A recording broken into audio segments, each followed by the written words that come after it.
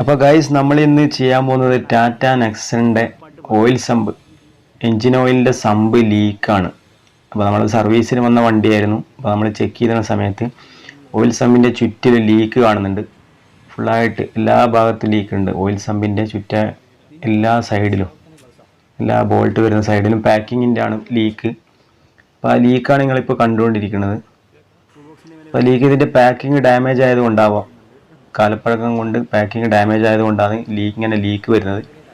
അപ്പോൾ നമ്മൾ ലീക്ക് ഇത് ക്ലിയർ ചെയ്യുന്ന വീഡിയോ ആണ്. അപ്പോൾ വീഡിയോ എല്ലാവരും സ്കിപ്പ് ചെയ്യാതെ മുഴുവനായിട്ട് കാണുക. അപ്പോൾ നമുക്ക് ആദ്യം അതിൻ്റെ ബോൾട്ടുകൾ ഓരോന്നോരോന്നായി അയച്ചെടുക്കാം. എൻജിൻ ഓയിൽ നമ്മൾ ഓൾറെഡി ഡ്രൈൻ ചെയ്ത് കഴിഞ്ഞിട്ടുണ്ട്. ഓയിൽ ഡ്രൈൻ ചെയ്തു, അതിൻ്റെ ഡ്രൈനിൻ്റെ ബോൾട്ട് ടൈറ്റ് ചെയ്ത് വെച്ചതാണ്. അപ്പോൾ ഇത് മുഴുവനായിട്ട് നമുക്ക് അയച്ചെടുക്കാം. നമ്മൾ അവസാനത്തെ ബോൾട്ടും കൂടി അയച്ചു. ഓയിൽ സമ്പ് പതുക്കെ ഇളക്കിയെടുത്താം. ഓയിൽ ഓൾറെഡി നമ്മൾ ഡ്രെയിൻ ചെയ്ത കാരണം അതിൽ ഓയിൽ കുറച്ച് മാത്രമേ ഓയിൽ ബാക്കിയുള്ളൂ. അപ്പോൾ ഇതാണ് നമ്മൾ പാക്കിങ്ങിൻ്റെ അവസ്ഥ. കണ്ട പാക്കിങ് ഇത് വലിച്ചെടുക്കുന്ന സമയത്ത് തന്നെ അവിടെ ഇവിടെ കൈ പൊട്ടിയിട്ടുണ്ട്. പേപ്പർ ടൈപ്പ് പോലത്തെ, പേപ്പറും ഒരു സിന്തറ്റിക് റബ്ബർ ടൈപ്പ് പാക്കിംഗ് ആണ് വരുന്നത്. അവിടെ സമ്പിൽ അവിടെ ഇവിടെ ആയിട്ട് ഒട്ടിപ്പിടിച്ചിട്ടുണ്ട്.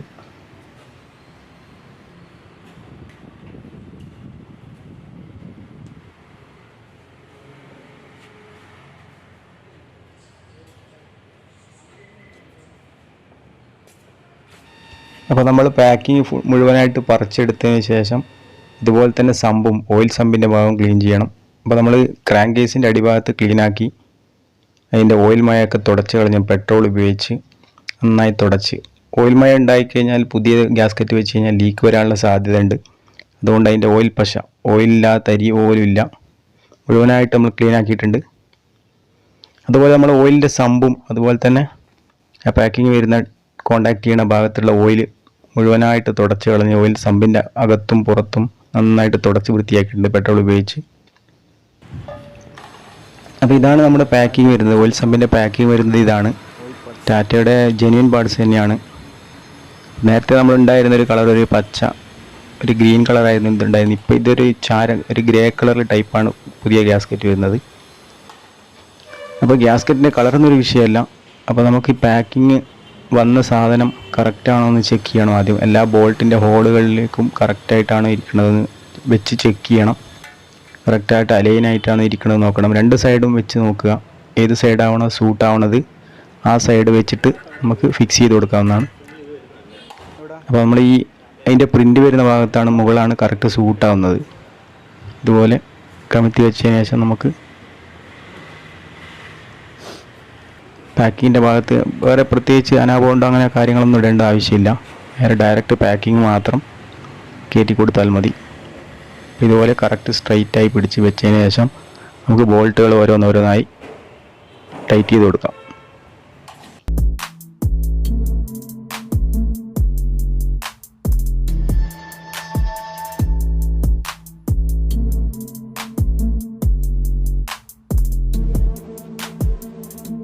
ബോൾട്ടുകളൊന്നും ഓവർ ടൈറ്റ് ചെയ്യരുത്. ബോൾട്ട് ചിലപ്പോൾ പൊട്ടിപ്പോകാനുള്ള സാധ്യതയുണ്ട്.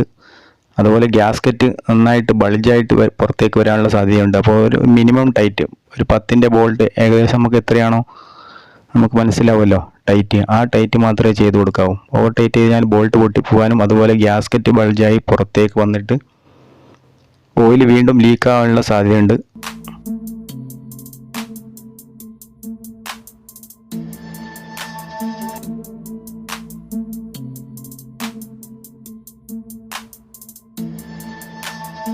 നമ്മൾ ബോൾട്ടുകൾ ഓരോന്നോരോന്നായി അടുപ്പിച്ച് ടൈറ്റ് ചെയ്തു ശേഷം ഇതുപോലുള്ള 10ൻ്റെ ടീ ബോക്സ് വെച്ചിട്ട് ടീ ഹാൻഡിലിൻ്റെ അടിവശം പിടിച്ച് പതുക്കെ ഒരു കൈ കൊണ്ട് മാത്രം തിരിച്ച് ടൈറ്റ് ചെയ്യുക. അപ്പോൾ ഇതിന് ടോർക്ക് ഏകദേശം ഓക്കെ ആയിരിക്കും. എല്ലാ ബോൾട്ടുകളും ഒന്ന് മൊത്തത്തിൽ പിടിച്ചു നോക്കുക.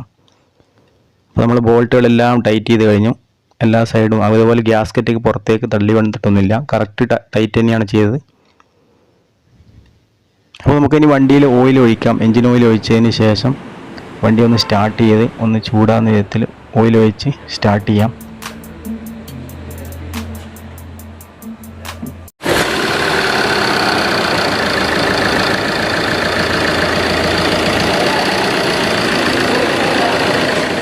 വണ്ടി നമ്മൾ സ്റ്റാർട്ട് ചെയ്ത് വെച്ചിട്ടുണ്ട്. സ്റ്റാർട്ട് ചെയ്ത് വെച്ചതിന് സമ്പിന് എവിടെയെങ്കിലുമൊക്കെ ലീക്ക് ഉണ്ടോ നോക്കരുതാ.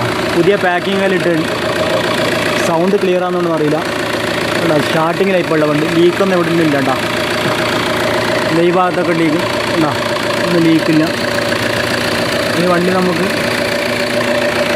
ഈ സൈഡിൽ ഈ ഭാഗത്ത് വരുന്ന ഭാഗത്തൊന്നും ലീക്കില്ല. നമുക്ക് വണ്ടി ഒന്ന് ഓടിച്ച് നോക്കിയതിന് ശേഷം ഒന്നുകൂടെ ചെക്ക് ചെയ്യാം.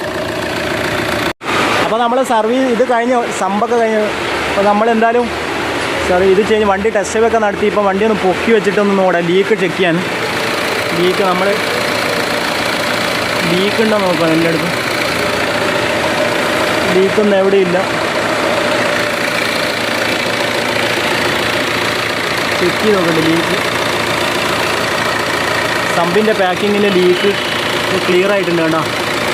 ഇവിടെ ലീക്കൊന്നുമില്ല, കറക്റ്റായിട്ടുണ്ട്. എല്ലായിടത്തും എല്ലാ ഭാഗത്തും ലീക്ക് കംപ്ലീറ്റ് ആയി. ഇവിടെ ലീക്കൊന്നുമില്ല.